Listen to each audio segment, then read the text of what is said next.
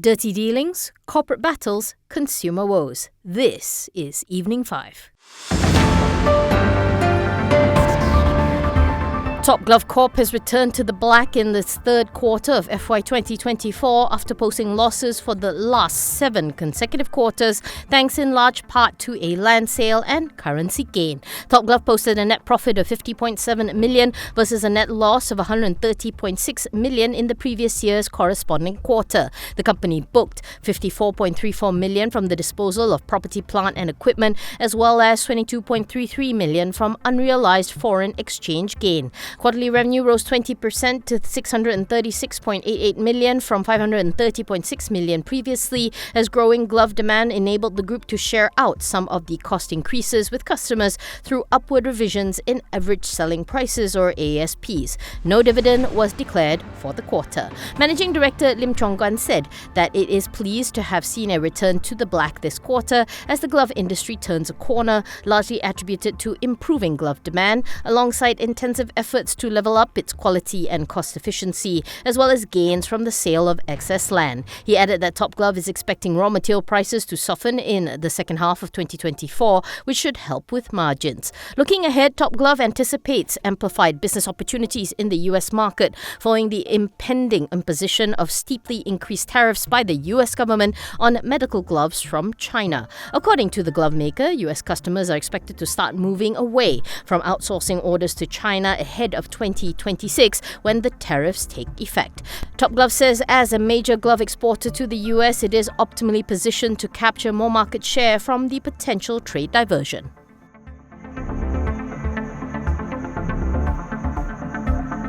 A total of 14 Memoranda of Understanding and Agreements, Protocols and Joint Statements involving 9 Malaysian ministries were exchanged between the country and China on Wednesday, witnessed by PM Datuk Sri Anwar Ibrahim and Chinese Premier Li Qiang. The documents were exchanged during Li's official visit to Malaysia, his first as the Chinese Premier, in conjunction with the 50th anniversary of diplomatic relations between the two countries. Li is here for a 3-day visit until Thursday. The 9 Malaysian ministries involved were the Ministry of Investment, Trade and Industry, Ministry of Finance, Ministry of Agriculture and Food Security, Ministry of Housing and Local Government, Home Ministry, Ministry of Science, Technology and Innovation, Ministry of Higher Education, Ministry of Tourism, Arts and Culture, and Ministry of Communications. On behalf of MITI, 2 MOUs were exchanged on strengthening investment cooperation in the digital economy and promoting investment cooperation in green development.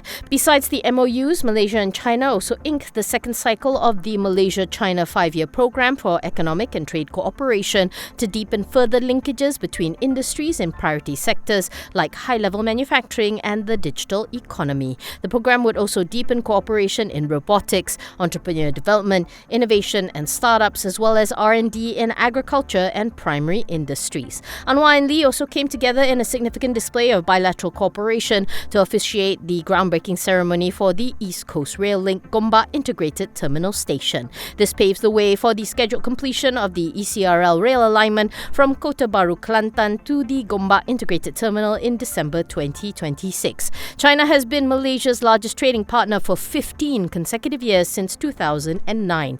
Last year, total trade with China was valued at 450.84 billion, contributing to 17.1% of Malaysia's global trade.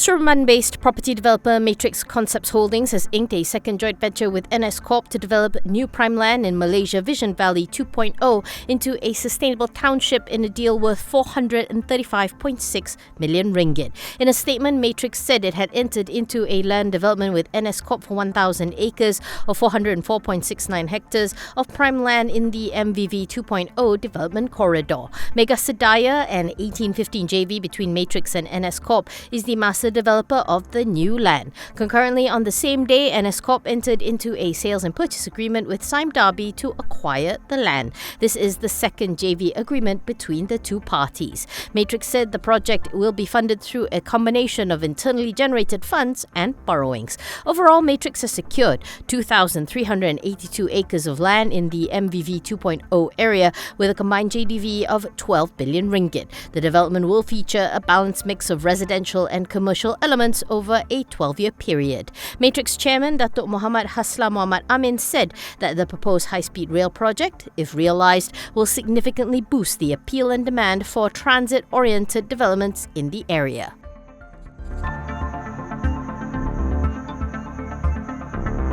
Iskandar Investment, master developer of Iskandar Puteri, has partnered with TM-Nxera via River Retreat to develop a digital infrastructure with an approximate investment value of 9 billion ringgit at Medini, Iskandar Puteri, Johor. TM-Nxera is a joint venture between Telekom Malaysia and Singapore Telecommunications, or Singtel.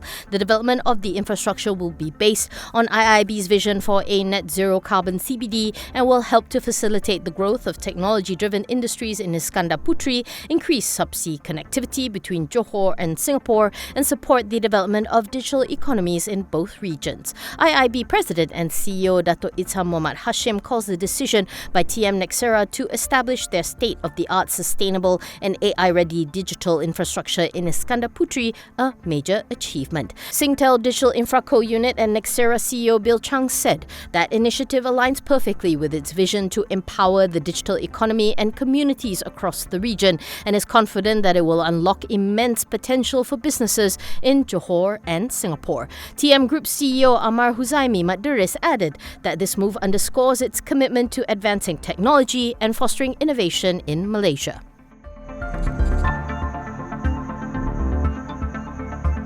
Electronic manufacturing services provider VS Industries said its third quarter net profits surged 103% year-on-year, mainly due to higher orders as well as a favourable product sales mix in Malaysia. Net profit for the quarter rose to 54.42 million from 26.77 million a year earlier, while revenue ticked up to 1.01 billion from 996.78 million ringgit. VSI declared a third interim dividend of 0.4 cent per share. MD Dato' Aswaikan said that the group has experienced a healthy pickup in sales orders from key customers following improved consumer sentiments and normalizations of the customers' inventory levels. In addition, he says launches of several new product models by certain customers serve to sustain market interest. Gan said that the group continues to have active engagements with its key customers in Malaysia, Indonesia, Singapore and China to explore further opportunities that are value accretive to both parties.